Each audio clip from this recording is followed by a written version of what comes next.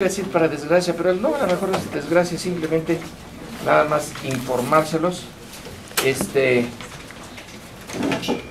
Hay un buen síntesis de lo que estamos viendo que hicimos Graciela Márquez, que es una profesora de historia aquí, pero que es economista, y yo, pero todavía no están las fotos. Entonces, mientras no estén las fotos, no sale la nueva historia moderna de México. En la historia vieja de México, la que todavía... historia general, que es la que el colegio impulsó hace, como de 1970 y... pues 72, por ahí así, que la hemos puesto al día. En esa yo tenía todo el México del siglo XX a partir de la posrevolución, pero ahora ya me lo quitaron. Y nada más me dejaron de 1985 para acá. Y como para controlarme, me pusieron a Graciela, que es economista.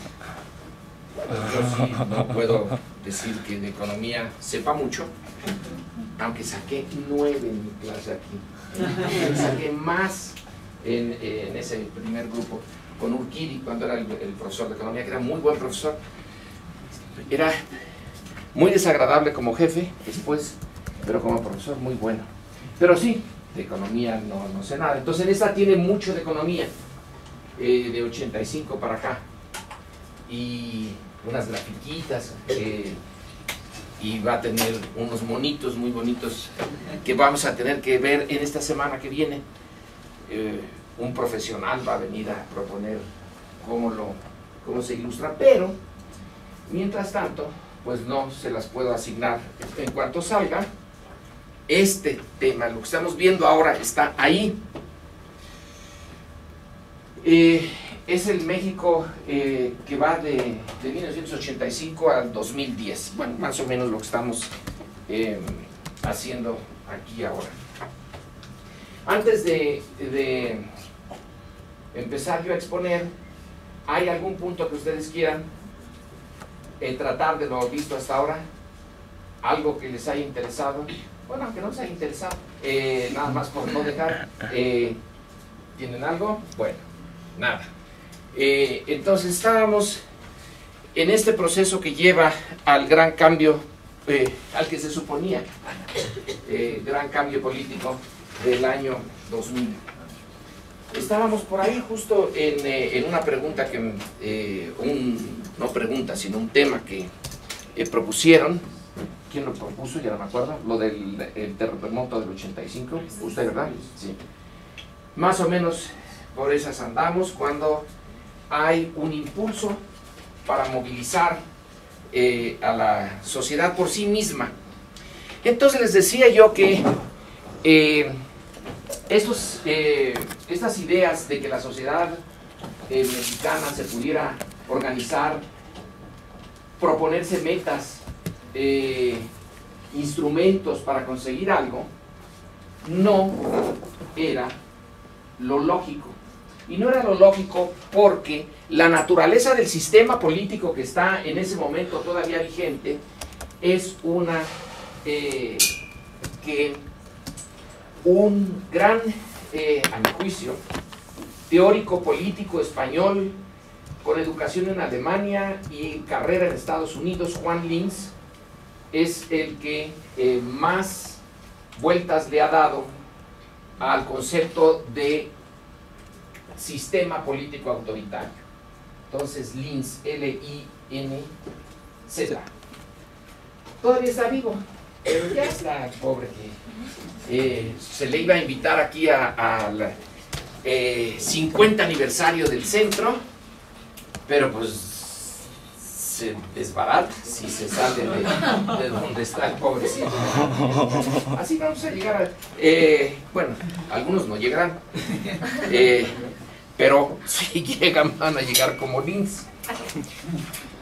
Y aquí vale la pena detenerse en la naturaleza de este sistema, el análisis teórico.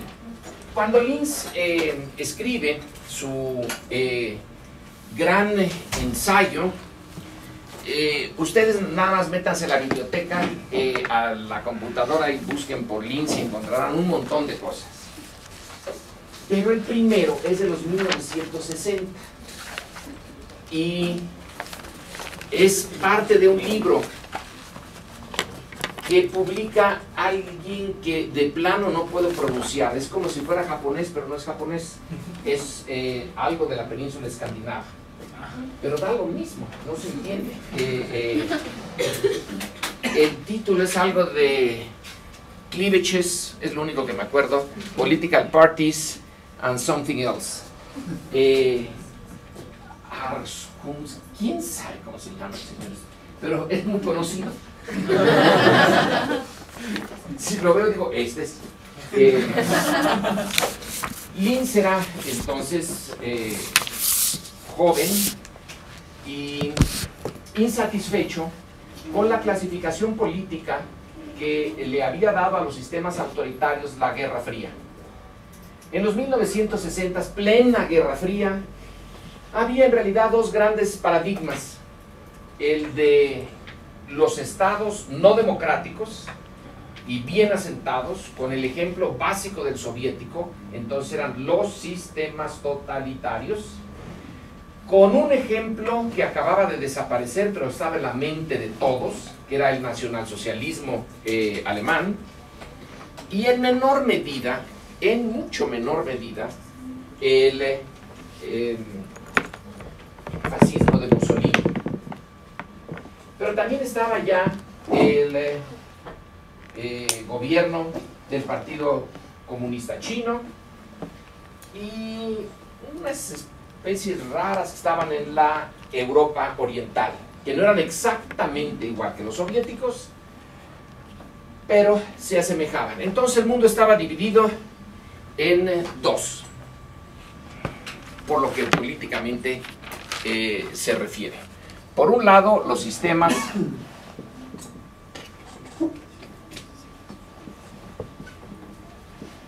totalitarios, cuya característica principal es la ausencia de pluralismo. No pluralismo, sin pluralismo.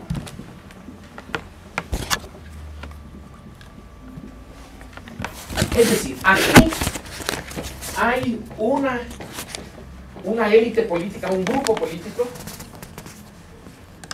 que a través de una estructura institucional domina todo lo que es el universo social.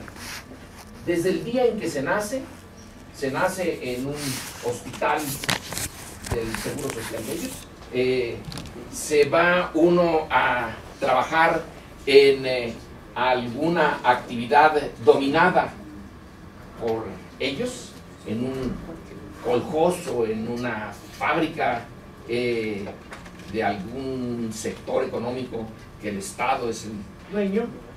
Se va uno a divertir en un club de ajedrez que domina el partido. Va uno a estadios que son propiedad del Estado a ver los partidos de fútbol del Dinamo o de cualquiera de estos que también está dominado por el Estado. Y va uno a vacaciones al mar Báltico en hoteles de liste. Termina uno por morirse y ser velado en una funeraria también de liste.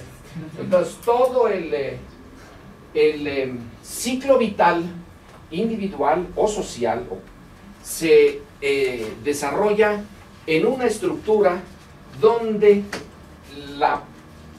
el control político es piramidal y donde cada cosa se mueve de acuerdo a los requisitos de otra que también está dominado en el mismo sentido. Entonces no hay más que un solo partido, no hay más que una ideología dominante, hay un solo proyecto y hacia eso se dirige la energía social. Estaba desde luego el otro, el sistema democrático. Como ven, estoy poniendo los conceptos desde acá de la Guerra Fría. Obviamente los miembros del Partido Comunista no dirían que su sistema es totalitario, es una democracia socialista. Estos son los que dicen sistema democrático. Y aquí el pluralismo es ilimitado.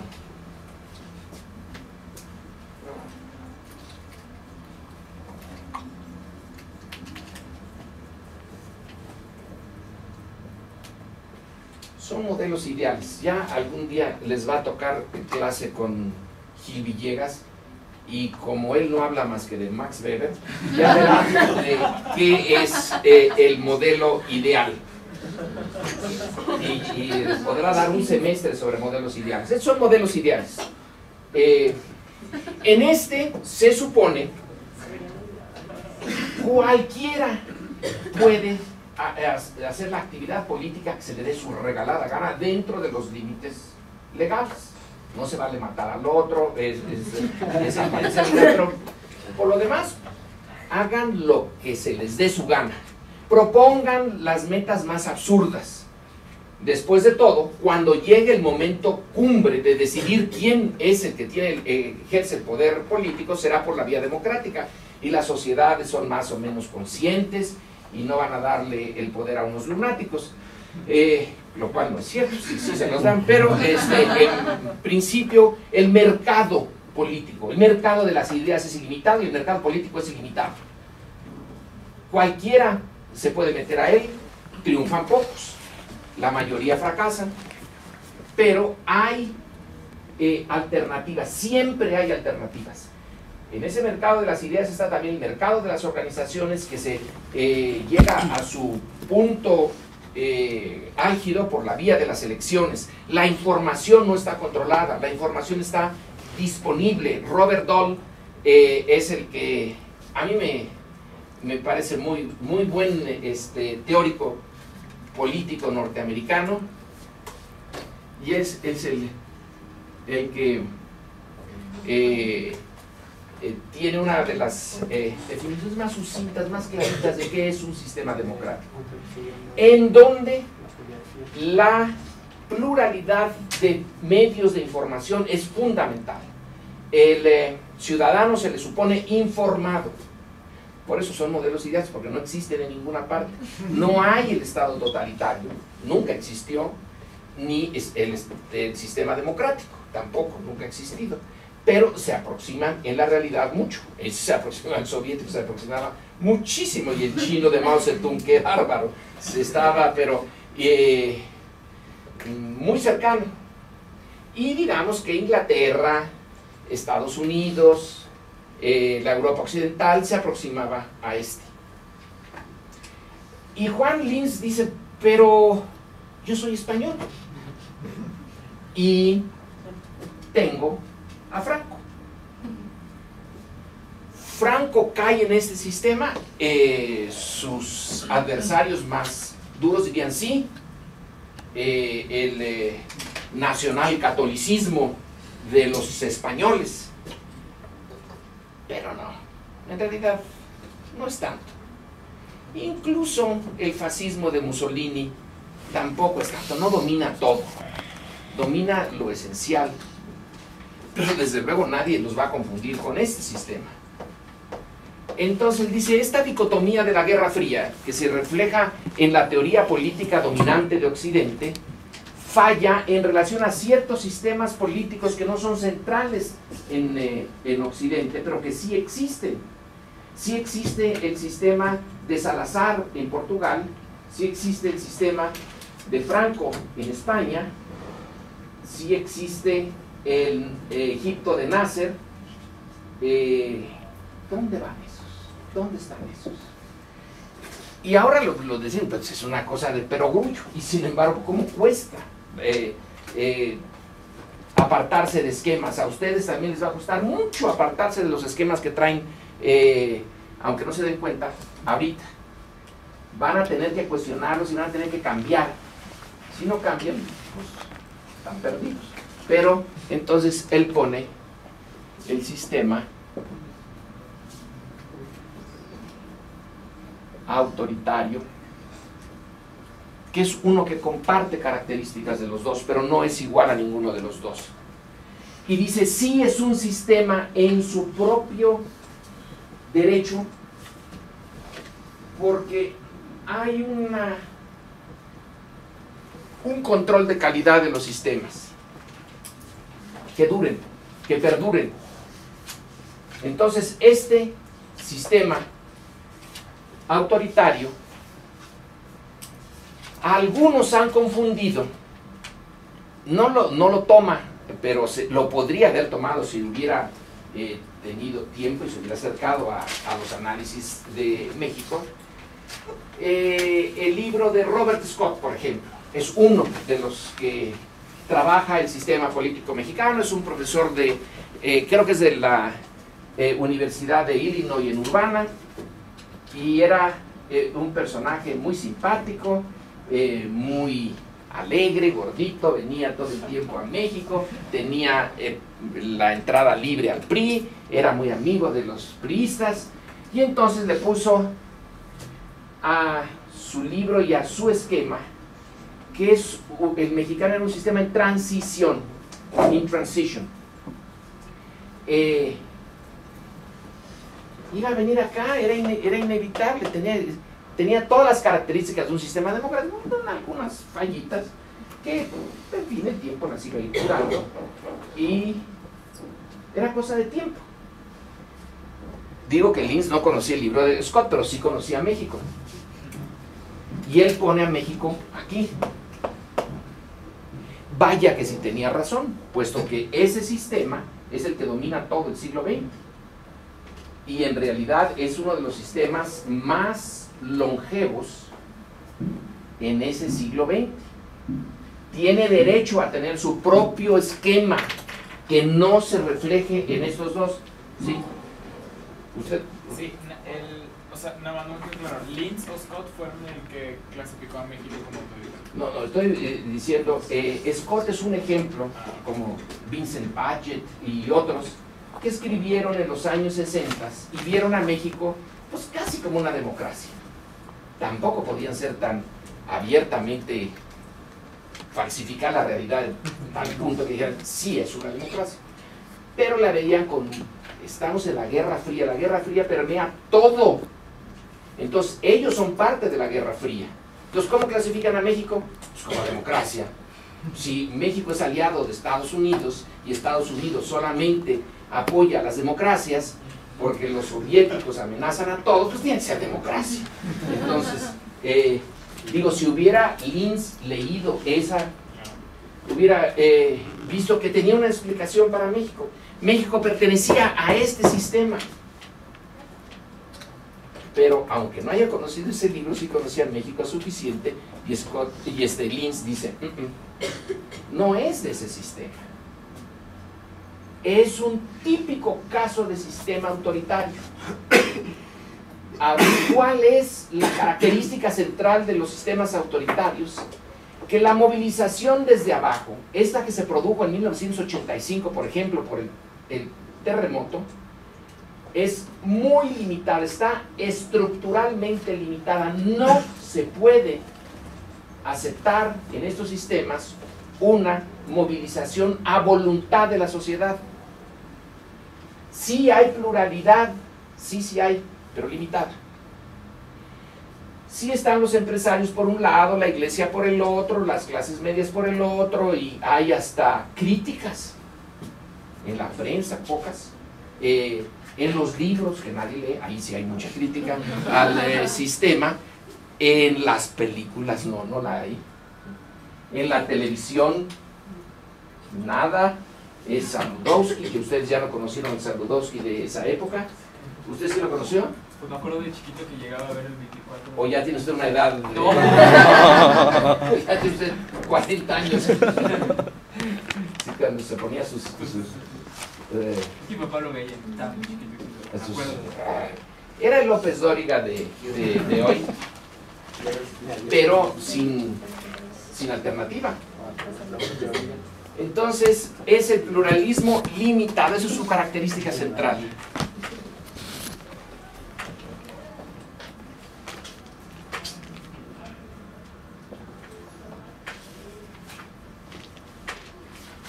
típicamente estos sistemas están dominados por una persona o un grupo muy pequeño, que pueden ser lo mismo el caudillo por la gracia de Dios, que es Franco, o el grupo de oficiales libres que permite a Nasser tomar el poder. Son unos cuantos. No son los más altos del ejército. En realidad, en la jerarquía del ejército egipcio, desbancan al que está al grupo que está en el vértice. Son oficiales, no son generales los que dan el golpe, y entonces un conjunto muy pequeño que domina. Luego Nasser va a dominar todo, y de Nasser va hasta Mubarak, que sigue siendo es la misma línea.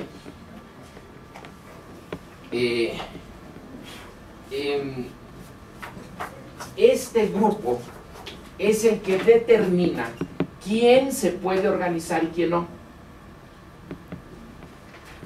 El pluralismo literario. Ellos dicen, puede haber muchos intentos de organización política, directa o indirecta. A veces se puede uno organizar diciendo, es que yo voy a hacer un club de ajedrez y quiero jugar ajedrez yo y mis amigos y nos queremos reunir en este sistema. Teóricamente, ni para eso se pueden organizar de manera independiente. En este, pues sí, si quieren organizarse para ellos, organícense. Limitan a los que tienen una característica política fundamental. Si no es fundamentalmente político, que se organicen y que hagan lo que se les dé su regalada gana. Después de todo, estamos, en el caso de en una democracia. Pero es ese grupo el que determina. Y cuando hay una organización que surge sin su autorización, por ejemplo, el 68, cuando los estudiantes se organizan porque sí y salen a manifestar, pues no se puede. No hay posibilidades, no son compatibles. No es que haya sido la decisión de Díaz Ordaz, que sí fue, pero además de eso está en la naturaleza. El sistema no puede sobrevivir a ese tipo de organizaciones. Por eso la del 85 es tan importante, porque se hace desde abajo, sin autorización y para propósitos que finalmente tienen contenido político. Pero es porque ya está en las últimas el sistema. Cuando estaba muy bien, lo hubiera captado.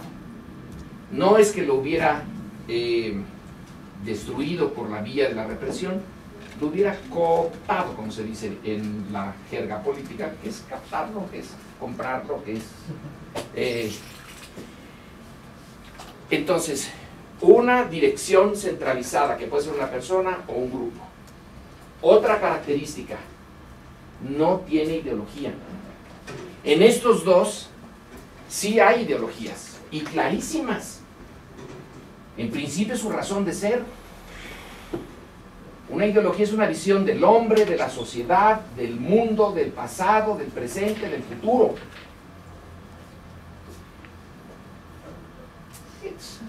Usted piense lo que le dé su gana sobre el hombre, la sociedad, el pasado, el futuro. No nos vamos a pelear por eso. Incluso el franquismo, con ese nacionalcatolicismo. Bueno, sí era un poquito más duro que en nuestro caso. Pero aquí había la ideología de la Revolución Mexicana. ¿Qué? Eso. Todo cabe allí, sabiéndolo disfrazar. Se puede disfrazar la posición más derechista o más izquierdista. Dicen, no, pues esto viene de la Revolución Mexicana. Y si le echa uno, encuentra uno, sí, aquí está la derecha, puede decir, miren, Carranza, Madero, Carranza, Calles, etc. Y el otro, no, miren, Zapata, los Flores Magón, Cárdenas, la izquierda, cualquiera, da lo mismo. Entonces, no hay ideología. Linz usa un concepto que dice, hay mentalidad. Yo no entiendo muy bien eso, pero en fin, como todos los conceptos estos no están muy bien definidos. Pongámosle eso, una mentalidad, una forma de ver el mundo. Y en el caso mexicano, pues eso es clarísimo, viene de la colonia. La mentalidad dominante es una mentalidad que tiene un origen de siglos atrás, y en donde la deferencia hacia el superior, hacia la autoridad, pues viene por lo menos del trauma del siglo XVI. Pero alguien puede decir, no hombre, si aquí autoritarios eran los aztecas, como alguien ha señalado. Si hay un sistema de zero tolerance, que es el que propuso en un momento Giuliani para poner en orden a la Ciudad de México, ese no lo busquemos en Nueva York ni en Giuliani, busquemos a los aztecas, ahí sí, cero tolerancia. Usted se desvió un poquito, iba usted a ver a los dioses rapidísimo, todo estaba por la fuerza. Así que tenemos una raicesota, pero grande, grandísima, puede ser que de milenios en esta mentalidad. Otro punto que Linz trabaja mucho es el de las movilizaciones. No son sistemas que aguanten movilizarse. En estos sí hay, dice él, en principio esta es la movilización permanente, y pone al nacionalsocialismo. Desde que Hitler entró hasta que fue a ver al creador, estaba todo el tiempo dándole vueltas a la sociedad alemana, no podía detenerse, tenía que estar duro, y que los judíos, y que los comunistas, y que ahora vámonos al Anschluss, ahora vámonos a esto. Nunca dejó en paz a los alemanes, todo el tiempo los tenía como si les hubiera puesto algo, pero todo el tiempo estaban hasta que ¡pum!, tronaron. El maoísmo hace campañas contra esto, campañas contra los pajaritos, ¿no? Se acabaron los pajaritos en China, todo el mundo tenía que matar pájaros, y entre más pájaros trajeran, el problema es que luego quién se comió los insectos. Entonces hay campañas de todo el tiempo está movilizado, y que contra los reaccionarios, y que la revolución cultural, y dale, no nos dejan en paz. En este sistema la movilización es poco frecuente, pero cuando se moviliza hasta el final. Entonces Churchill en la Segunda Guerra Mundial, es Roosevelt en la Segunda Guerra Mundial, es Wilson en la Primera Guerra Mundial, que yo no me había dado cuenta. Wilson moviliza hasta su abuelita, moviliza todo. Llega un momento casi totalitario de Wilson para poner a Estados Unidos en pie de guerra hasta que gana la Primera Guerra Mundial. En este no. En este, miren, mejor ni se preocupen. Mejor no se movilicen. Cada quien que se quede en su casa y vea sus asuntos, y déjenle ustedes la política a los profesionales. No hay ideología. ¿Para qué se molestan en movilizarse? Ahora, si hay movilizaciones, se encargará la CTM, se encargará la CNC, los llevarán al Zócalo, harán el desfile del 20 de noviembre, ese desfile que a ustedes no les tocó, pero que deberían por educación ver algunas de las filmaciones. Cuando salen los burócratas gorditos con shorts, allí haciendo, desfilando por noviembre al Zócalo delante del presidente, y haciendo desfiguro y medio, los hacen a los pobres deportistas, a chaleco, ese día tienen que ser deportistas, haciendo las muchachas con esos faritos, pero, o cuando llega López Mateos de sus viajes, y entonces se llena el Zócalo, pero nadie le presta ninguna atención a López Mateos, en realidad están allí porque les pasan lista, y si no les descuentan el día. Son movilizaciones controladas de principio a fin. Por eso el Zócalo tiene la forma que tiene ahora. Si ustedes lo ven, es monstruoso, es una lámina de concreto, cuando antes tenía su kiosco, sus arbolitos, pero no servían para movilizar, servían para obstaculizar. Entonces, ¡bum!, una pista de patinaje con una zarandera en el centro y listo. Todo que se llene. Ahora conviene a la oposición, porque así ya es la única que lo puede llenar el Zócalo. Pero en esas otras épocas, solo el Estado podía, o el régimen podía llenar. Entonces las movilizaciones son de tarde en tarde, muy de tarde en tarde, controladas. En ese se supone que son día y noche, y en este solo en momentos de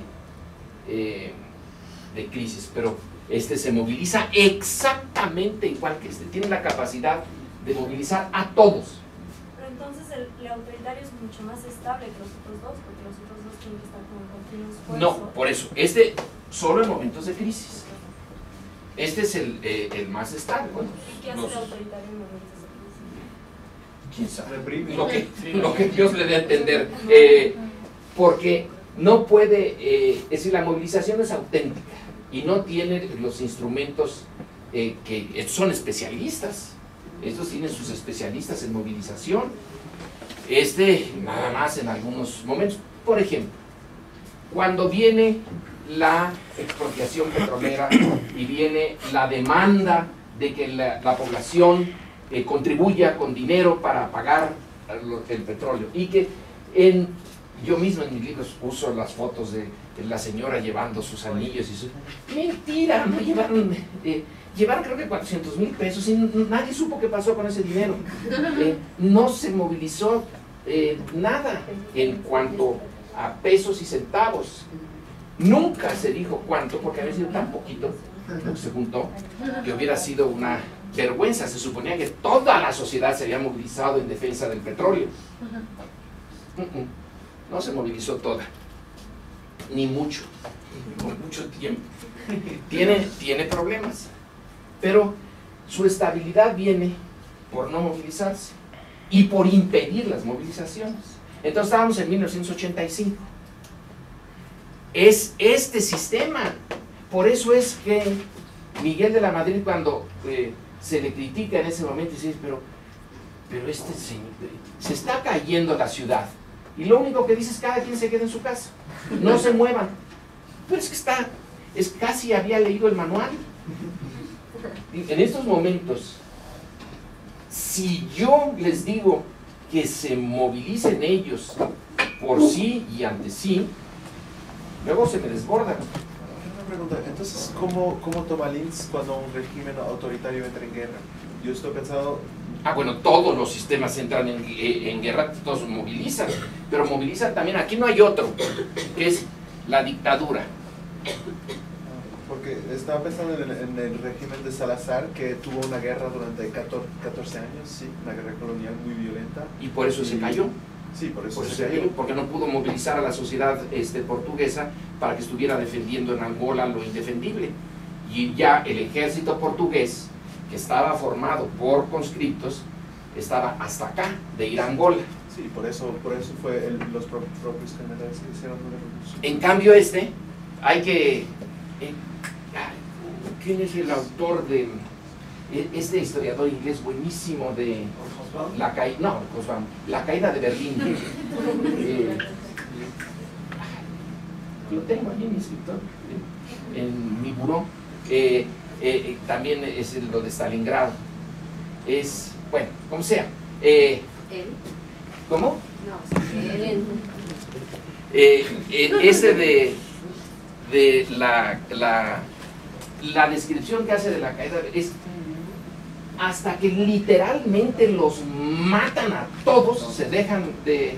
Ya no tiene sentido la resistencia alemana desde 1944, no tiene ningún sentido, todos lo saben.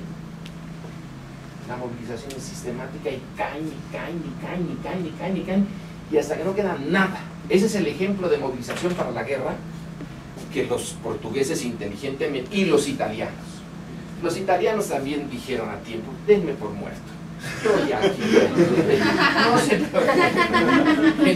en África, cuando llega el Africa Corps con los alemanes, ¿no? Porque los italianos nomás no dan, pues, ¿y para qué? Eso sí, son los más inteligentes. Esto ya se perdió desde hace mucho, así que a mí no me van a hacer pagar esto. En cambio los alemanes, no, está perdido, pero hasta el final, y hasta que los deshacen y los pulverizan. Pues esto sí que es una movilización. Y bueno, y alguien dice, ¿y Stalingrado? Pues si no los mandaban sin rifles, los echaban encima de los alemanes para que agarraran el rifle del que había caído. Y acuérdense, los comisarios tenían atrás las ametralladoras, para que si alguien daba la vuelta, pácatelas, lo mataban. Entonces iban al frente a morirse, o los mataban los alemanes o los mataban sus camaradas, pero no había forma. Y Stalingrado se salvó contra toda la lógica. Bueno, estos es la guerra, estos son los expertazos en movilizaciones extremas. Puede uno ver a las democracias y entonces decir, ¿y Francia? Pues tiene sus límites. En la Primera Guerra Mundial se defendió bien, en la Segunda dijo, pues ya para qué. Y es una democracia madura, un Estado-nación madurísimo, que simplemente se rinde. Ya. Entonces, estos son más difíciles, pero cuando lo hacen bien. Pero lo hacen mejor estos son expertos. Esa es su esencia. Y estos de acá, ahora, está este otro modelo, que son el más primitivo de todos. Es Batista en Cuba, es Trujillo en Dominicana, la fiesta del chivo de Vargas Llosa. Pues esos están en una persona. Y cuando esta persona desaparece, no es realmente un sistema. Este sí es un sistema. ¿Los regímenes totalitarios no entran en dictaduras también? ¿No son parte de...? Sí, pero estas son dictaduras personales. Es decir, usted a Batista no tenía ni la menor idea de que era un totalitarismo. Él era dictador, corrupto, sacaba algo de su puesto, mataba, torturaba, etcétera, pero no tenía la capacidad de organizar eso como un sistema de largo plazo. Entonces el sistema político mexicano del PRI digamos, estaba en una sola persona que era el presidente, pero tenía todo un entramado institucional, entonces sí era como un sistema. Entonces, ¿sí puede ser como dictadura o como una mezcla con autoritario? No, es 100%, 110% autoritario, no es mezcla de nada. Es el Estado puro. Es más, corresponde más a lo que Linz toma a Franco como hacen los buenos científicos sociales, toman un caso concreto y generalizan. Pero si hubiera tomado al mexicano, lo hubiera visto mejor todavía que el de Franco, porque el de Franco tenía esta cosita, de nueva cuenta, no son modelos ideales, no son reflejo exacto de lo que estaba pasando. Pero al tener a Franco tiene ahí un problemilla, que es el de la sucesión. El mexicano ya no tenía ese problema, la sucesión estaba garantizada, era en automático. Se apretaba un botón 2 años antes de que vinieran las elecciones, entraba la manera, agarraban a cualquiera. Este es el mejor hombre que la revolución ha podido dar, y salía Ruiz Cortines o Díaz Ordaz. Ay, si es el mejor hombre, ¿cómo estará el peor? El sistema ya estaba muy bien armado, independientemente de la persona. Ese es un sistema. Bueno, y aquí también uno puede tener, cuando dicen Estados Unidos funciona con presidentes de gran personalidad, como Roosevelt, y puede funcionar hasta sin presidentes como Eisenhower. Bueno, cuando se dijo eso no se había visto a Bush. Puede funcionar hasta en contra. Están bien institucionalizados. También debería estar institucionalizado. Egipto es otro caso. Egipto no han podido quitárselo. Está en la sucesión de Nasser hasta Mubarak, clarito viene de los oficiales libres. y no ha cambiado. En cambio, una dictadura como la de los Somoza en Nicaragua, bueno, pues es una familia, y cuando el poder personal se va, no queda. ¿Qué partido tenía los Somoza? ¿Qué estructura tenían para permanecer? No la tenían. Entonces, estamos hablando en este año que se tomó aquí como simbólico del 85, de la movilización, como un momento en que se ve que este sistema ya no puede controlar una de sus partes centrales, que es que no se movilicen de manera independiente. Y es que sí los tomó por sorpresa. ¿A quién no va a tomar por sorpresa un terremoto? A todos, por definición. Entonces, en esa circunstancia, en otro momento del sistema, por ejemplo, 30 años atrás, bueno, 30 años atrás los edificios estaban más chiquitos, no se hubieran caído tantos, pero hubiera podido controlarlo y haber tomado el régimen, las riendas de todo, y haber evitado que saliera Superbarrio y que salieran esos reclamos públicos en donde el regente tenía que responderle en la calle a gente que ya estaba organizada y que decía ¿por qué no se ha hecho esto? ¿Y por qué no se ha hecho esto? ¿Y por qué no se ha hecho aquello? Y tenía que dar cuenta. En este sistema no se rinden cuentas. Entonces estamos en este periodo que estamos abordando ahorita, el anterior al año 2000, el sistema empieza a mostrar un resquebrajamiento fuerte. La crisis del 82 le quita, como ya lo había yo señalado, recursos al Estado. El manejo de las variables económicas se le va de las manos y va a tener que irlo dejando en manos del mercado. Y luego viene el 85 y entonces empiezan a juntar el fracaso económico con una inesperada movilización que se hace permanente. Las organizaciones que quedan después del 85 van a quedar hasta hoy. Algunos de esos líderes están hoy. Entonces ya no se desbaratan. Algo está empezando a fallar. Luego viene el 88, que ese sí estaba previsto. Ese sí es el calendario electoral clarito, que no se puede evitar desde Don Porfirio, desde Juárez, desde la República restaurada. El calendario electoral se tiene que respetar.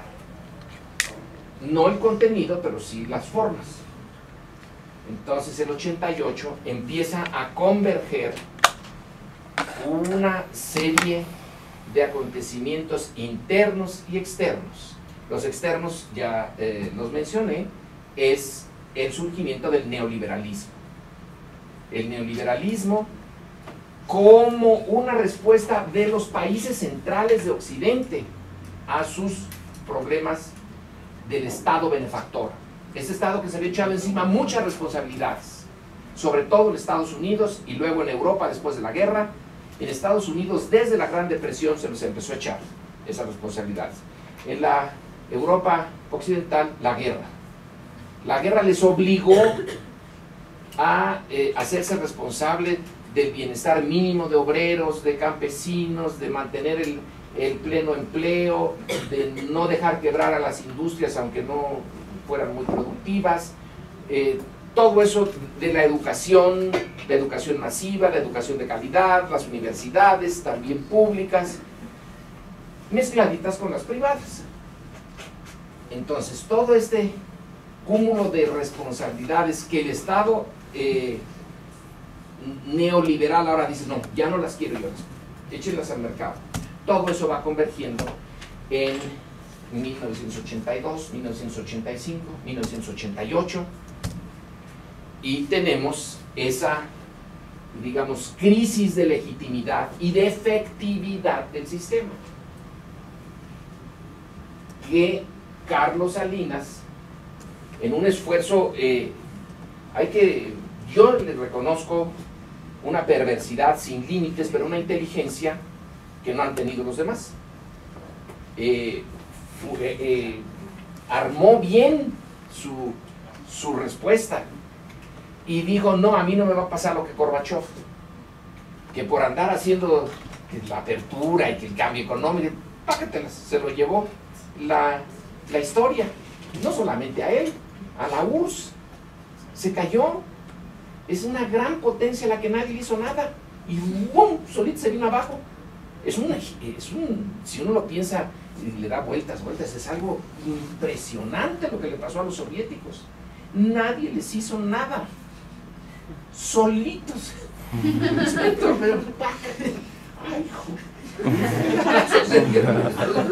Pero ¿cómo? Si era un sistema totalitario muy efectivo. ¿Pero qué les pasó? Una implosión. ¡Pum! Entonces Salinas, diga, no, voy a tomar la lección de los soviéticos, asimilaba lecciones. Entonces voy a hacer la perestroika, es decir, voy a introducir el neoliberalismo, pero sin el glasnost, sin tener que democratizar. Y voy a usar voy a hacer de la necesidad una virtud. Ya no tengo fuentes para los préstamos, ya el mundo externo está cambiando.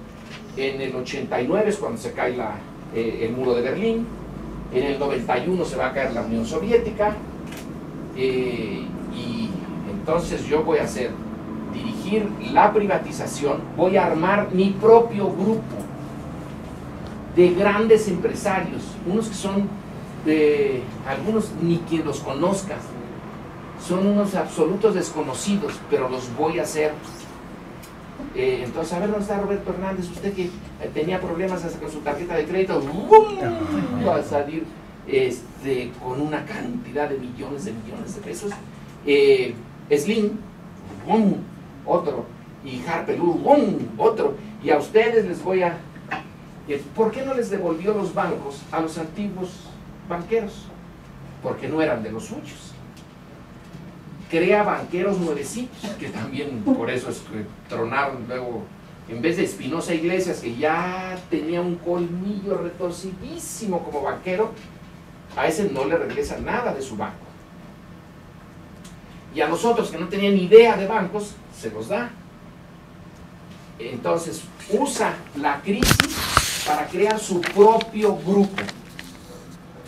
Y usa los recursos que le da la privatización para crear solidaridad. Solidaridad es casi su partido. Está al margen del PRI, no es enemigo del PRI, crea otra organización que es leal a Salinas más que al PRI y al sistema, es leal a él. Él va y todas las semanas y es un gran show, es como el otro que había entonces que era siempre en domingo y era un show. Él iba a tal parte y el comité y lo organizaba y le echaba su discurso y ahí estaban los comités de solidaridad y unos exalumnos de aquí del centro estaban dirigiendo solidaridad y bueno, había todo estaba yo sí me temí que fuera a sacar un partido de allí porque estaba con comités en todo el país, con bases locales y era su tesis de doctorado. La tesis de doctorado, la que le dirigió Wayne Cornelius, era solidaridad. Es uno de los pocos estudiantes de doctorado cuya tesis pudo ponerla en práctica. Otros, pues nada más hacen la tesis, pero este no. Es como a Somoza, el hijo, que cuando salió de West Point le regalaron su ejército. Entonces, el único alumno de West Point, hijito, ya saliste, ahí tienes un ejército. Esta es su tesis, pues aquí tienes un país para que lo hagan. La tesis está hecha con 2 casos en Puebla. Luego, hay una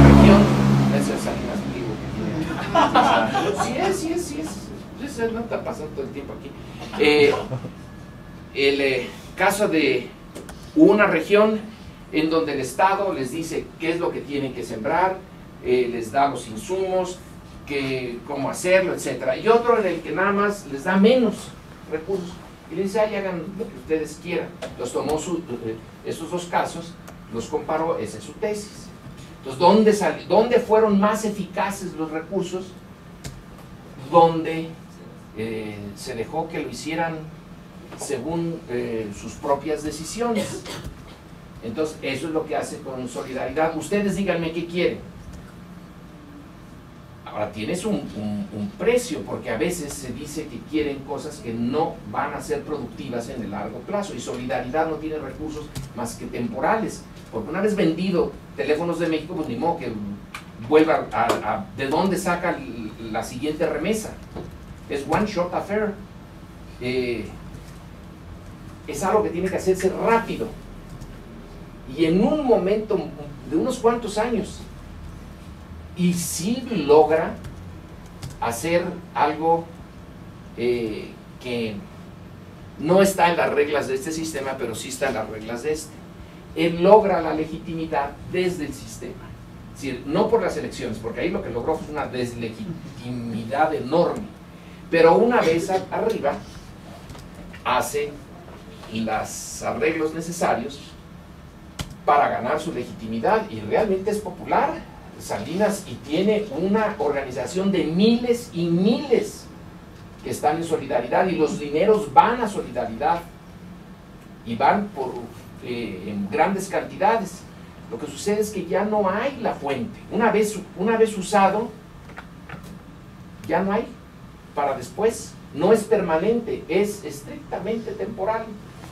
Por eso tenía que hacerlo muy rápido y echar a andar la nueva economía a una velocidad y con una dimensión que empezara a producir impuestos, porque entonces íbamos a crecer al 10%, 20%, no sé cuánto. Entonces el Estado iba a tener impuestos acarretadas y ya no necesitaría vender Teléfonos de México porque ya no tendría teléfonos, pero entonces vendrían los impuestos y ya falló.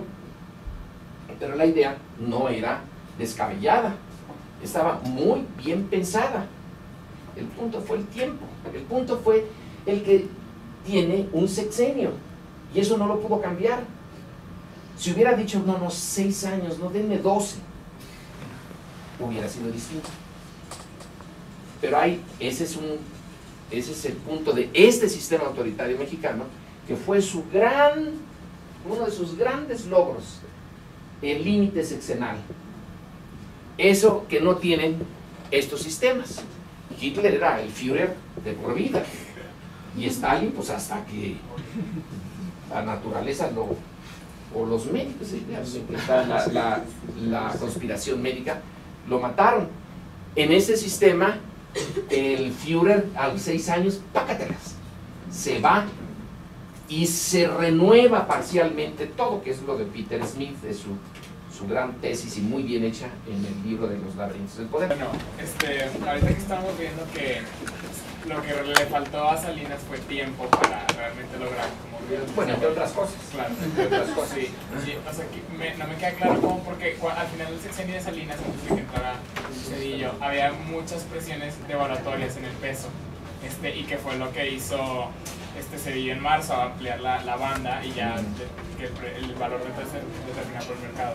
Entonces, si hubiera tenido más tiempo Salinas, ¿cómo hubiera hecho para quitar todas esas presiones? Está bien, es muy buen punto. Pero antes, porque ya se me olvidan las cosas, pero rapidísimo, alguien me preguntó por el libro de Felipe Ávila sobre el zapatismo. Ah, usted, ¿verdad? Ahorita vi a Felipe Ávila saliendo con 10 libros que los acaban de reimprimir. Entonces ya está su segunda reimpresión. ¿Aquí? Aquí. Y si no está aquí, sube usted al de publicaciones y les dice que lo necesita. Gracias. Pero ya está, venía contentísimo con sus 10 libros, que no le cambió nada a la edición, que sí piensa cambiarle, pero no ha tenido tiempo. Pero es un buen libro sobre Zapata. Antes la alternativa era el de John Womack, pero siempre había algo raro. ¿Cómo que tenemos que recurrir a un americano para que nos explique? Ya es mucho. Entonces va a dar una visión más completa, más. Bueno, ahora veamos qué es lo que pasó con los. Insisto que yo no sé, no soy economista, y en esto de la historia, de la nueva historia moderna de México, viene una explicación un poquito mejor. También está el trabajo de José Romero y Alicia Puyana. Acaban de publicar un libro aquí en el colegio, y en parte está eso. El problema en general, los dos son economistas no neoliberales, y están intentando dar una explicación alternativa de lo que pasó, pero los hechos son más o menos claros. Salinas inyecta una gran dosis de optimismo en el mercado internacional que tiene intereses en México, y entre otras cosas, la tasa de interés que paga por el capital externo que viene a México es muy atractiva, es muy alta, y uno se pregunta cómo puede pagar una tasa tan alta en una economía que no crece. Algo debe de estar, debe de ser un secreto. Él conoce algo que nadie más conoce, porque es muy alta. Entonces hay un flujo de capitales especulativos que llegan en esos años, sobre todo de 91, 92, 93, la negociación y la firma del Tratado de Libre Comercio en el 93 parece prometer una economía que va a tener como base la mano de obra barata y nichos del mercado más grande o más importante del mundo, que son Estados Unidos. Se asegura de esos nichos. Entonces, productos intensivos en mano de obra, baratos, con un transporte muy cercano, van a ir a cubrir un montón de cosas en Estados Unidos, desde escobas de popotes hasta globos, y somos uno de los mejores exportadores de globos. De algo hay que una gran capacidad, pero en ese momento nos encontramos con China, y China empieza a ocupar los nichos que se había supuesto serían para México. Pero de todas maneras ese capital, ese flujo de capital llega no a invertirlo, él lo invierte en bonos, tiene una tasa de retorno muy aceptable, pero los indicadores macros, el indicador del déficit mexicano, está mandando las señales de que eso no está funcionando bien. Entonces, al final de Salinas, cuando viene el zapatismo o el neozapatismo, esta sensación de que algo está pasando con el asesinato de Colosio y el déficit, pero sobre todo el déficit en cuenta corriente, hace lo que los expertos llaman el instinto de la manada, que es que si un especulador empieza a huir de un mercado, los otros lo ven y ni se preguntan, ¡pum!, vámonos. Y si ya son 5, entonces otros 15 dicen, pero ¿qué está pasando? Y si ya ven a los 5 primeros y a los 15 segundos y ya son 20, entonces el resto dice, pero sálvese el que pueda, yo ya no pregunto por qué, sino me salgo. Entonces es esta huida de capital que se suponía que debía de haberse frenado a tiempo en el 93, bajando, usando la paridad peso-dólar. Si encarece uno el dólar, hace uno más barata sus exportaciones y más cara sus importaciones, y eso puede reflejarse en una mejoría en la balanza comercial, pero tiene por fuerza que llevar a un aumento en los precios internos. Todavía hay un montón de cosas que se hacen aquí, sobre todo el precio de la mano de obra va a ser afectada porque va a bajar todavía más el precio de la mano de obra, pero muchos de los insumos van a aumentar. Los cornflakes que importábamos, entonces eso se sube, el precio de la mano de obra, el precio relativo baja, y no se quiso pagar ese costo porque venían las elecciones. Y como ya tenían la experiencia del 88, entonces para que ganara Zedillo había que mantener todo como si estuviera en una balsa en aceite. No hay ningún problema. Es cuando surge el Walmart aquí, el Sam's Club y todo aquí cerquita, y en otras partes del país parecen hongos esos supermercados. Hay una sensación de que sí vamos bien, y si usted, como se dice, si uno no se fija, pues no se ve. No tenía el mexicano normal, común y corriente, porque están fijándose en la balanza comercial y en el déficit. Contentísimos. Hay muchos supermercados, hay el neoliberalismo y la globalización trae un montón de productos externos que no teníamos acceso antes y que ahora sí tenemos acceso a buenos precios.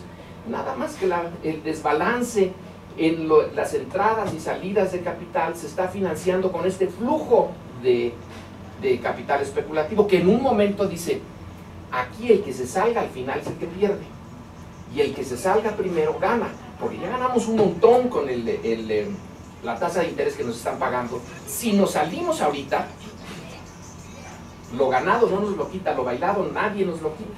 Y a ver qué le pasa a este país. Entonces se salieron porque no hubo la devaluación a tiempo, lenta, regulada, pero devaluación, que lanzar el mensaje de que esto requiere ciertos sacrificios y que no es cierto que los cornflakes van a ser baratos siempre, que ese consumo de clase media tiene que ir a la baja y tiene que aumentar las exportaciones y disminuir el consumo para disminuir las importaciones. No se hizo. Entonces las elecciones de mediados de 1994 se hicieron en un estado de, pues si estamos bien, si ya salió esto, estamos en la OCDE, estamos entre los países más dinámicos del mundo, vamos al primer mundo. Esa fue la promesa, ¿no? Una y otra vez, vamos al primer mundo.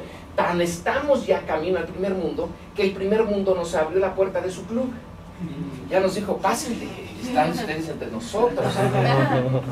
Esas son las elecciones de Zedillo, que gana con un margen casi similar al de Salinas, pero esta vez sin fraude. Es el último aliento de esto. Pasan las elecciones y hay una decisión que se debió de haber tomado entonces, aunque ya era tarde. Bueno, ya ganó Zedillo, ahora sí vamos a darle palo a esos babosos que votaron creyendo que esto iba a ser así. Vamos a decirle que no y vamos a devaluar. Y Salinas dijo, no, yo no devalúo, yo voy a salir aquí en grande, porque su proyecto es un proyecto transeccional. Él, como líder de este grupo, que ya Ángel Gurría había dicho, nosotros, a un grupo de inversionistas japoneses, nosotros nos vamos a quedar aquí hasta el 2018. Es un proyectazo de grupo político dentro del sistema autoritario, un grupo más chiquito dentro de la oligarquía, una oligarquía política, una oligarquía más. Entonces no devalúa. Llega Zedillo, supongo que si es economista Zedillo debió de haber sabido lo que estaba pasando, y Serra le llega el momento de devaluar y toma una decisión que es inexplicable. Él ha tratado de explicar varias veces aquí, yo nunca le he entendido del todo, que es hacerla pasito a pasito y dándole tiempo ya a los especuladores mexicanos a que se saliera. Entonces no solamente se sale el capital golondrino que se mueve en minutos, ¿no? Una transacción y ¡páctalas! Se va a otro lado. Es el capital mexicano y anuncia que se va a devaluar en tanto. Bueno, pues es como, fíjese que aquí se va a inundar dentro de 24 horas, pues nadie se queda. Sería absurdo. Entonces viene la fuga masiva. Y lo que iba a ser una devaluación suponiéndolo. Ándele, no se nos vaya a morir aquí, luego quede usted grabada ahí, su muerte. Sería fantástico. Y se murió en plena clase. Es que era very heavy el material que estaba discutiendo.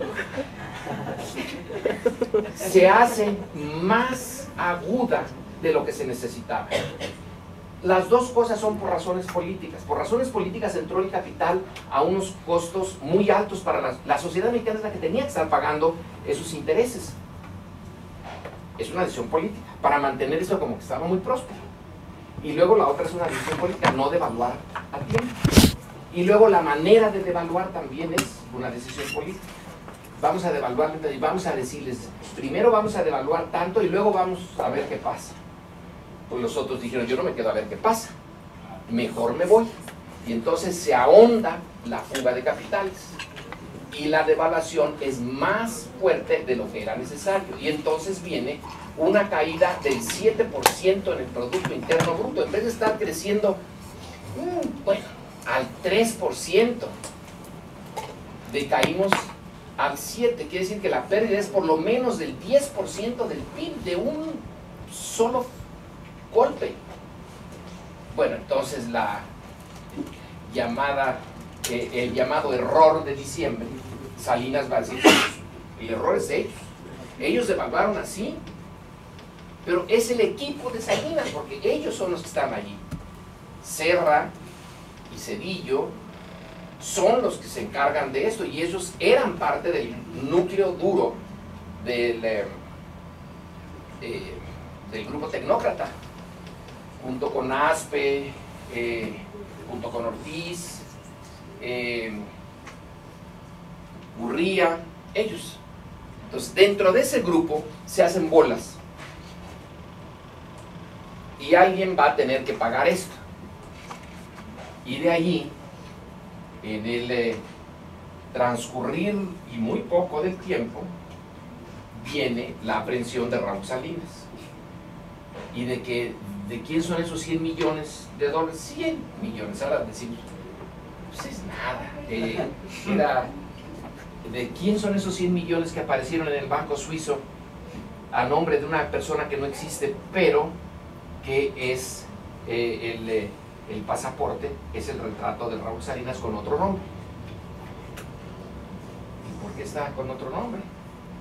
Entonces va la esposa de Raúl y termina en la cárcel un buen tiempo, bueno, en Suiza, la sueltan. Raúl Salinas lo mandan a una de las prisiones recién construidas por su hermano, de alta seguridad, que es, al ser una tortura en serio, esas prisiones de alta seguridad, con la camarita de las 24 horas del día, etc. Entonces se rompe el grupo sólido, tecnocrático, que había creado Salinas. Se rompe su proyecto. Y Zedillo se ve en la necesidad de dar aceptar que él va a hacer el cambio de fondo, porque ya no le queda mucho. Ya no le queda capital político. La economía vuelve a repuntar. Para los últimos años de Zedillo repunta, pero deja el Fobaproa. O sea, deja como deuda pública, deuda de todos nosotros, el rescate de los bancos. Los bancos, por estar en manos de estos personajes que no son banqueros, digamos, profesionales, los Harpelú, los Roberto Hernández, etcétera, se dedicaron a prestar en grandes cantidades. Uno iba a Perisur, no gusta usted una tarjeta de crédito, ándele, aquí está, tenga, y otras dos, ándele, tenga, y se desfonda un crédito que no se puede pagar porque la economía se cayó. Entonces los que están endeudados, se me esfumarían, y son ahorritos de una buena cantidad de años. Entonces tiene que hacer ese cálculo el sistema. Si soy neoliberal, los dejo quebrar por babosos, porque se comportaron como perfectos irresponsables al dar esa cantidad enorme de créditos. Pero entonces voy a afectar a un montón, no a todos los mexicanos, porque no todos tenían ahorros en los bancos, son una minoría, pero es una minoría que le importa mucho. Entonces ellos lo van a pagar. Entonces cuando uno vaya a Banamex, oiga, ¿y mis ahorros? Se fueron. No hay nada. No hay absolutamente nada. Es por eso que van a rescatarlos.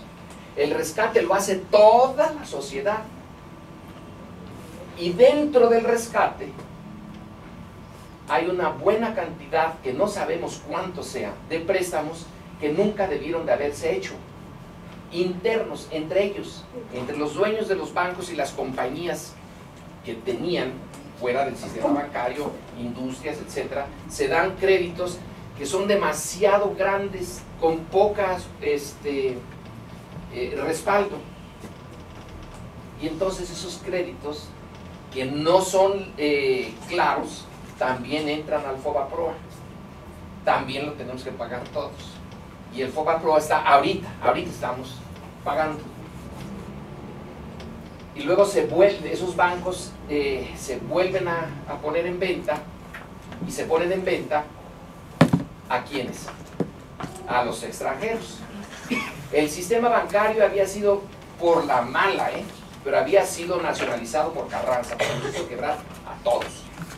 Y después del carrancismo, el sistema bancario mexicano es mexicano. Solamente queda Citibank con una oficinita en Reforma. Una oficinita chida, que a mí me llamaba la atención esa oficina de Reforma. Y esto que curioso, un banco que se llama Citibank aquí en Reforma, pero no de adolescente. Qué raro banco. Tan chiquitito y con un nombre tan rimbombante. Pero es que estaba todo en manos de nacionales, ya sea bancos del Estado o bancos privados, pero de nacionales. Ballina en Chihuahua tenía su banco, Espinosa Iglesias, el de Puebla, tenía su banco, y todos los bancos eran de esa naturaleza. Bueno, se les va ahora a Scotiabank, a los BBV, etc. Aquí está el PIB per cápita. Íbamos bien, ¿verdad? Bueno, esta es la Gran Depresión. Esto sí tenía que caer, pero fíjense qué poquito cayó. Para tan grandota depresión, cayó bien poquito. Y es que el grueso, ya lo veremos, de la economía mexicana no estaba ligada al mercado. Era todavía mucho de subsistencia y rural, etc. Y luego pues ya va subiendo eso. Aquí es lo de Echeverría. Y luego vuelve a subir. Pues sube un poquito, no mucho. Y pácatelas, vuelve a caer en el 82. Luego este es el salinismo y el error de diciembre, y se va para abajo y ha vuelto a subir, y ahorita estamos en el 2002. ¿Cómo estaremos ahorita? Sería bueno intentarla porque luego volvió a subir un poquito pero muy poco en los últimos años de Fox por el petróleo, y luego pues va a estar como así, flat, esto. Pero pues se ve que hubo un tiempo en que estábamos muy bien. A ver, ¿cuáles son las... ¿se acuerdan de las crisis que les fueron poniendo el nombre de los países? Pero la de tequila es la de López Portillo, ¿eh? Esta es la del 82, el efecto tequila. Luego va a venir el efecto samba cuando entre Brasil, el efecto vodka cuando entren los rusos. Bueno, hay que ver si hay sentido del humor, ¿no? Sí.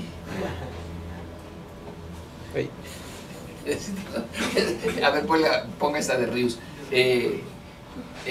Como monero político, Ríos es interesante. A él le tocó vivir lo del autoritarismo en sentido puro. La revista política era la que tenía una visión más completa desde la oposición en el tiempo de López Mateos. Y Ríos hace una caricatura y que la pone la revista en la portada. Y la portada es Díaz Ordaz vestido de monaguillo, pues como era el mochilón de Puebla, y la estola tiene 2 suásticas aquí. Pues fue el último número de la revista. Ya no volvió a salir política. Entonces Ríos se queda, hace los supermachos de un pequeño pueblito él es de Michoacán, ¿no? Pues de Michoacán, Guanajuato, y pácatelas, le cae otra vez la guillotina. Entonces hace los agachados, y ya está, insiste, ahí está todavía. Ríos ya está grande, pero este sí ha resistido el autoritarismo, Ríos. En parte porque cuando sus revistas han sido censuradas, él se mantiene con los libros y tiene un montón de libros. Y curioso, es el caricaturista, que yo sepa, no sé si haya otro mexicano que ha visto traducidos sus libros. Entonces, por ejemplo, Marx para principiantes está en inglés y en francés. Y luego tiene un montón de libros de Cristo, etc. Bueno, entonces necesitas más dinero. Este es la visión que tenemos de 87. Bueno, en deuda externa y deuda interna. La deuda interna, no, pues sí, bajó mucho y luego va a subir. Aquí ya va a empezar a subir, pero fíjense la deuda, el endeudamiento que teníamos que esto es de la Madrid, ¿no? Es una deuda fantástica. Fue Fox quien la puso allá al corriente, ¿no? Sí. Bueno, corriente, digo, más o menos.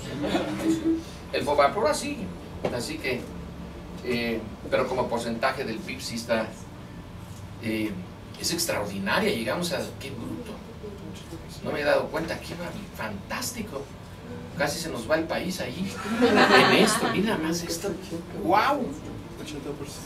Este es 86, hijo, ya ni me acuerdo de eso mejor. Bueno, ¿algún otro punto que, a ver?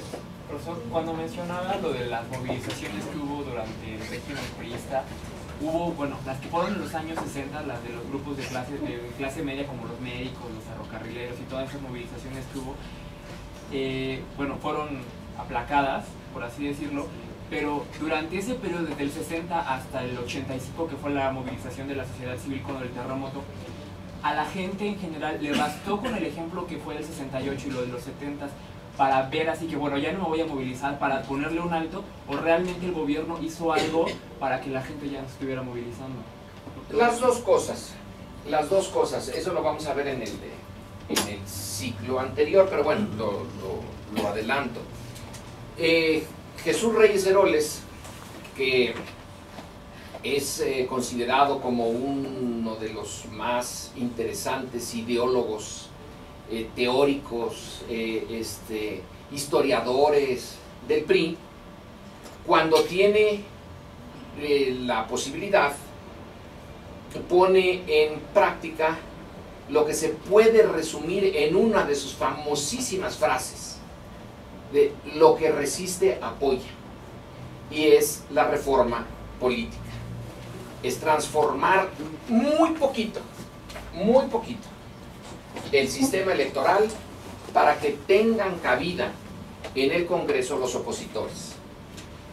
Es que 77, ¿no? La reforma.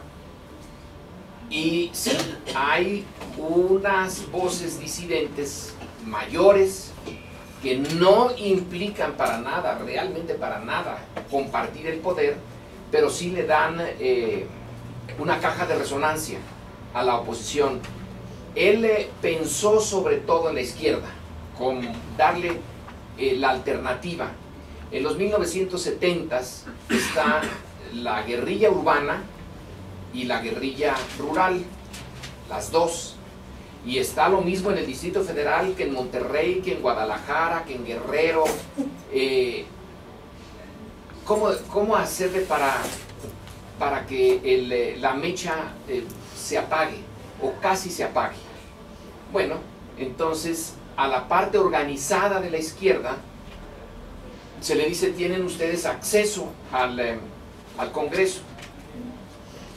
Y el acceso al Congreso también implica sueldos, ingresos a sus dirigentes.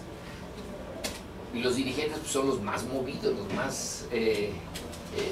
los que son capaces de movilizar. Entonces la cooptación por la vía de la reforma y no de la represión.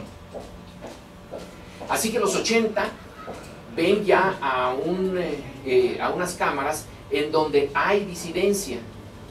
Ahora eso no se refleja en que puedan también tener poder en la toma de decisiones importantes, pero refleja una actitud de la clase política de ser más atenta a lo que viene de las zonas de desilusión y de oposición.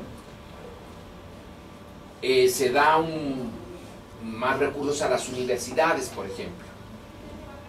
En los años 70, cuando está la guerra sucia, ya lo decía yo la otra vez, cuando se hace este colegio. Es una manera de cooptación, o de disminuir las presiones, o de darle respuesta a las demandas, como quieran. Pero sí se mueven. No es una clase política tonta, será abusiva y será antidemocrática, pero también es inteligente en sus partes más altas. Y Reyes Heroles refleja esa complejidad y actitud de la clase política. Y luego, ya que lo usan a Reyes Heroles, pues lo mandan a su casa y se lo quitan de encima. López Portillo lo jubila.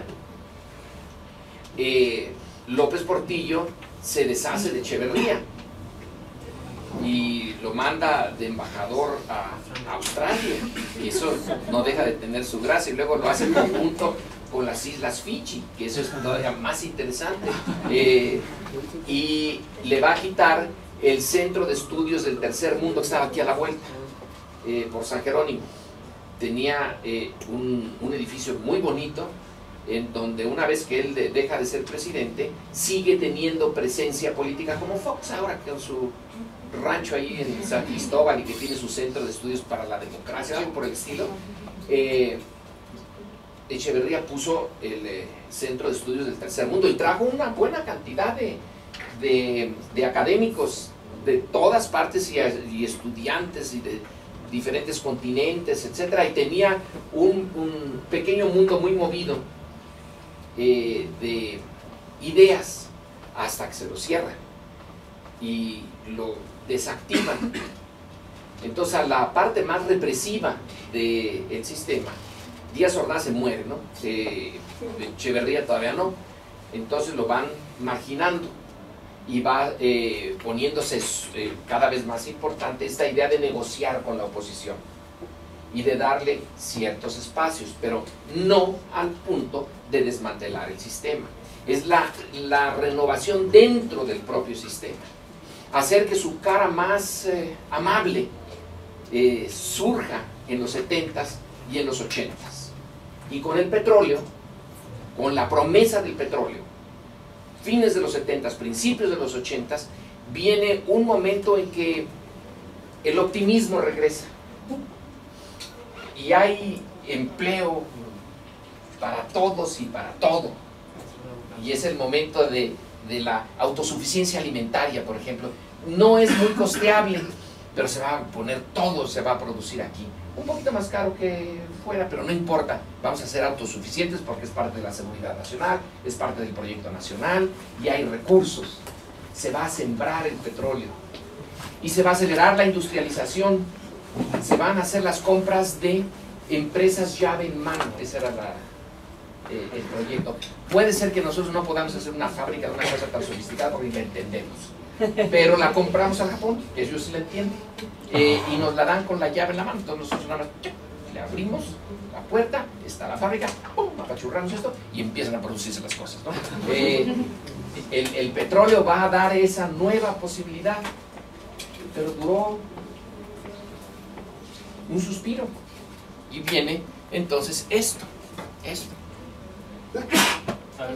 Aquí fíjense, este es el momento, esta parte de deuda es interesante, pero garantizaba el petróleo futuro. Nos dan el préstamo ahora, nosotros los vamos a pagar porque vamos a tener petróleo hasta para dar y regalar, entonces no hay ningún problema de solvencia. Pero cuando baja el precio del petróleo y ya estamos endeudados, y aquí ya no hay solvencia. Bueno, regresando un poco a la coyuntura del 88, bueno, ya se habló un poco de la forma en que Salinas organizó a su grupo político, con solidaridad, estos comités regionales, poco a poco se fue posicionando dentro del gobierno de la Madrid. Pero ahora, ¿qué hay del movimiento con el que se enfrentó, el de Cárdenas y Muñoz Ledo? ¿Cuál era la estructura de este movimiento? ¿Cuáles eran las bases de este movimiento? ¿Cómo estaba articulado? Y bueno, partiendo de esta respuesta, en caso de que hubiera ganado el proyecto de Cárdenas, ¿se hubiera podido hablar de una transición votada o de una transición pactada? No, hubiera sido votada. No había una negociación en marcha entre las dos partes. El movimiento cardenista se hace sobre la marcha, hay una gran transformación de la izquierda tradicional. La izquierda tradicional había sostenido, porque viene de la raíz de la Revolución Mexicana y de la Revolución Bolchevique, de las dos, ¿sabe? Es el cambio sustantivo solamente se consigue por la vía de las armas, no de los votos. Los votos no puede ser, porque la clase política y la clase económicas dominantes tienen los medios de difusión y de educación y culturales para hacer que el grueso de la ciudadanía se comporte de manera conservadora. Es la vanguardia del proletariado la única que tiene la capacidad física y mental de hacer la revolución. Bueno, esta visión propia del Partido Comunista, pero no nada más del Partido Comunista, puesto que la actitud de Lucio Cabañas, por ejemplo, en Guerrero, es izquierda, pero no necesariamente es el Partido Comunista.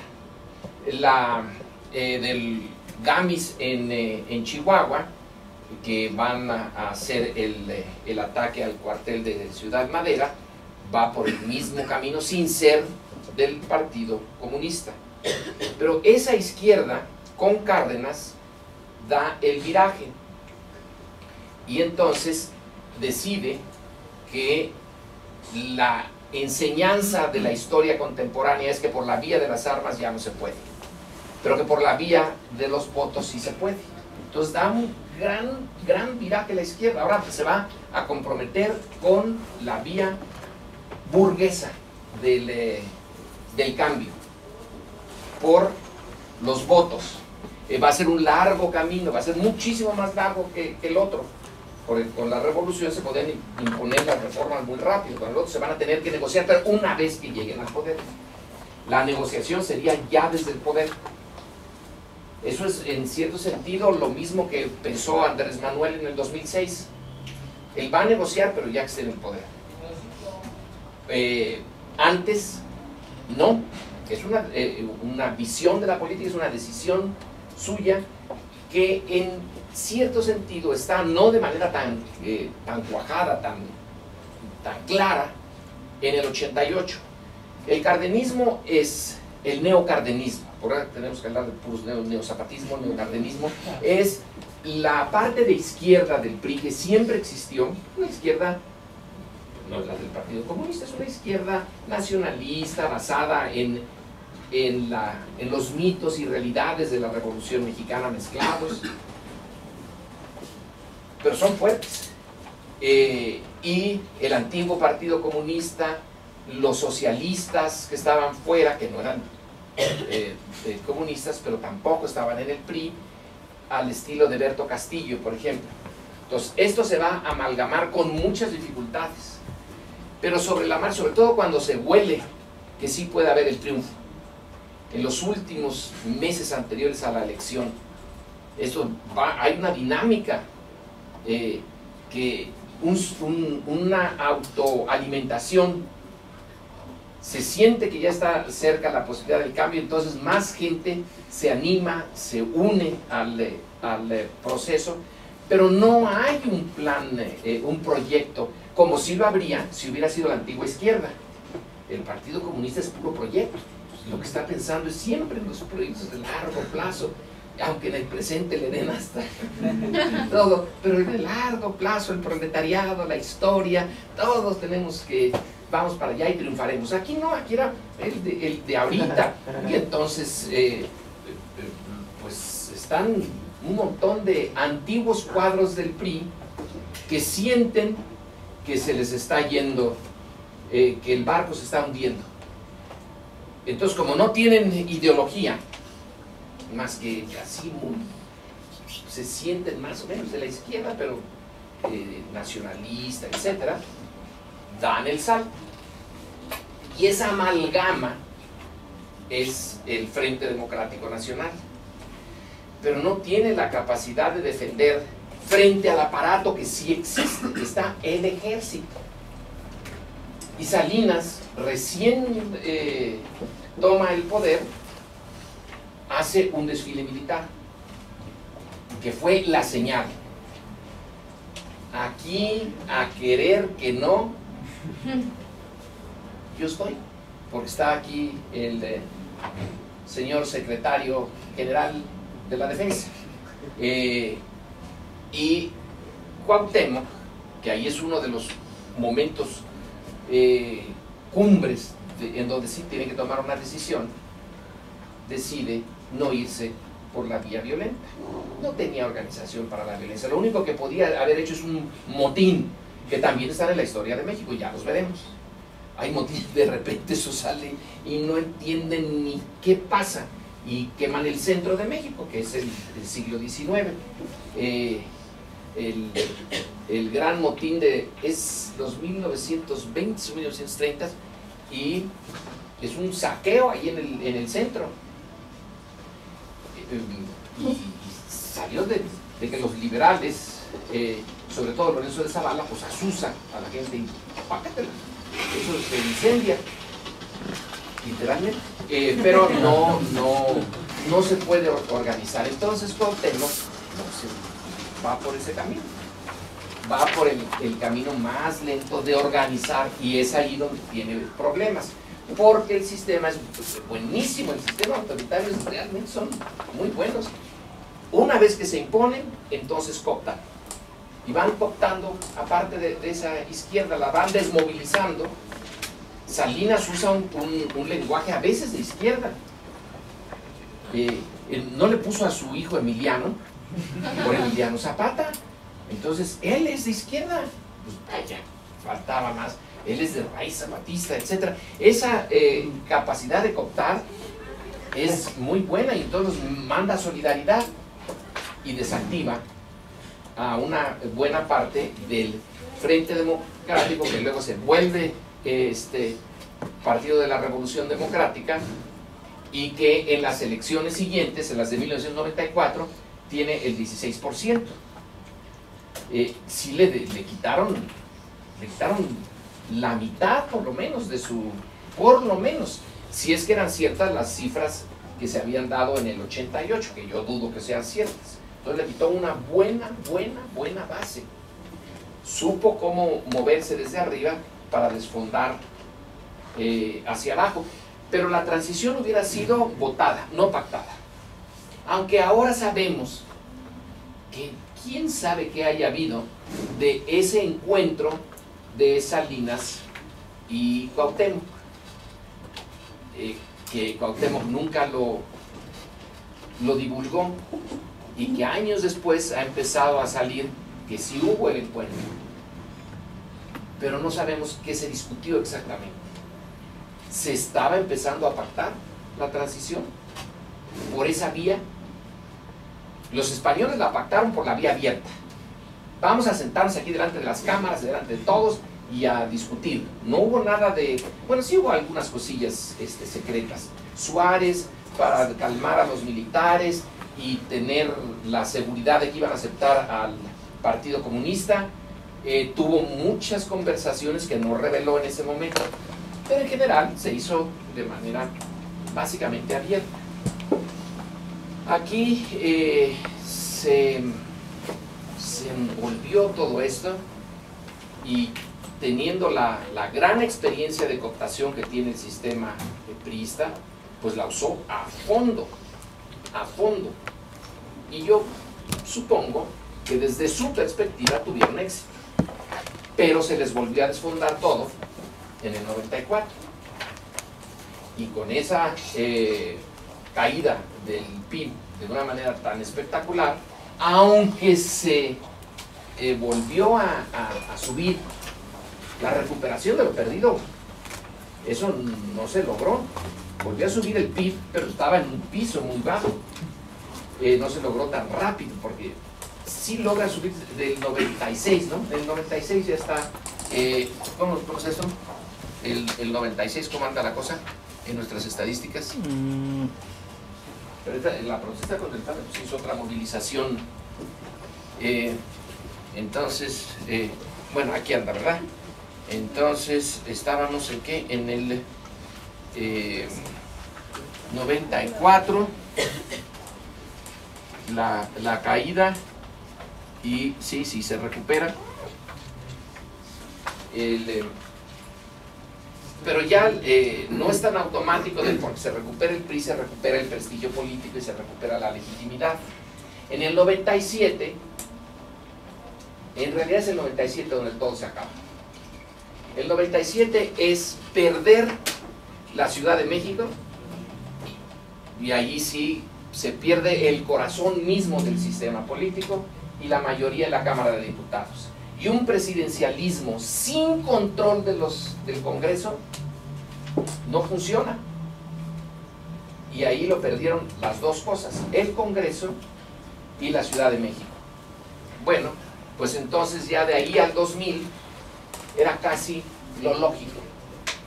Pudo haber hecho algún esfuercillo Zedillo y haber logrado prolongar en esta guerra de retirada del sistema 6 años más.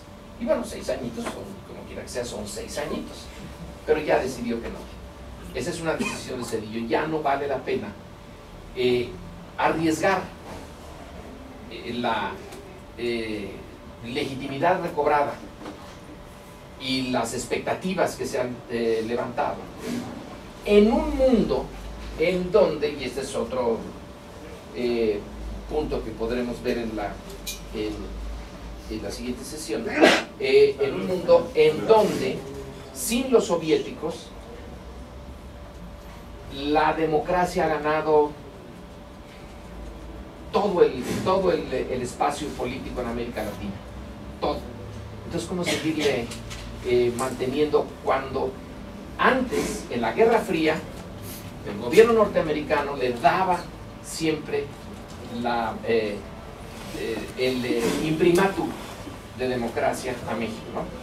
Porque le convenía, porque era el sistema más estable de esta América Latina, aunque no fuera democrático, se decía sí es. Chas, ahí está el sello, cada sello. Ahora ya no lo necesitaba, ¿para qué andar en eso? Entonces en el 2000, bueno, ya es el largo proceso llega a su conclusión. Bueno, entonces nos vemos mañana.